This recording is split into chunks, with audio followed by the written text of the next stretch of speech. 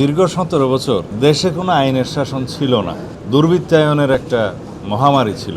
সন্ত্রাসীদের অভয়ারণ্য যেখানে থাকুক সেগুলো নির্মূল করা হবে। জঙ্গল সলিমপুর সহ অন্যান্য জায়গায় যেখানে র্যাবের উপরে এবং পুলিশ বাহিনীর উপরে আক্রমণ হয়েছে সেটা আপনাদের মতো আমরা খুব গভীরভাবে দেখেছি এবং এর উপরে আমরা অ্যাকশন নিচ্ছি।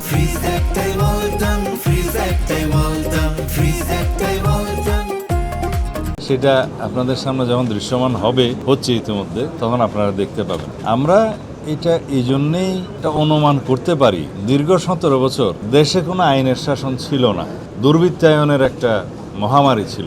তারা মনে করেছে জঙ্গল সলিমপুর আমরা যেভাবে একটা রাষ্ট্রের ভিতরে রাষ্ট্র হতে দেখেছি, সেটাকে যখন আমরা আইনশৃঙ্খলা রক্ষাকারী বাহিনীর নিয়ন্ত্রণে আনতে পারলাম, ওখানে একটা যৌথ অভিযান চলেছে, অনেক অস্ত্র উদ্ধার হয়েছে, অনেক দাগি আসামি গ্রেফতার হয়েছে। সেখানে আমরা যখন ঘোষণা করেছি যে পুলিশ একাডেমি করা হবে, র্যাবের জন্য একাডেমি করা হবে এবং আমাদের পুলিশ বাহিনীর ক্রীড়া কমপ্লেক্স অন্যান্য বাহিনীর বিজিবির এবং এপিবিএনের পারতপক্ষে আমরা আরও অনেক, যেহেতু আমাদের সংস্থা অনেক আছে, তাদের সবাইকে ওখানে অ্যাকোমোডেট করব। ওইখানে চট্টগ্রাম জেলা কারাগার স্থানান্তর হওয়ার কথা আগে থেকেই। এই জায়গাটা একটা প্রশাসনিক এবং বিভিন্ন নিরাপত্তা বাহিনীর, শৃঙ্খলা বাহিনীর একটা হাব, ট্রেনিং সেন্টার হয়ে উঠবে।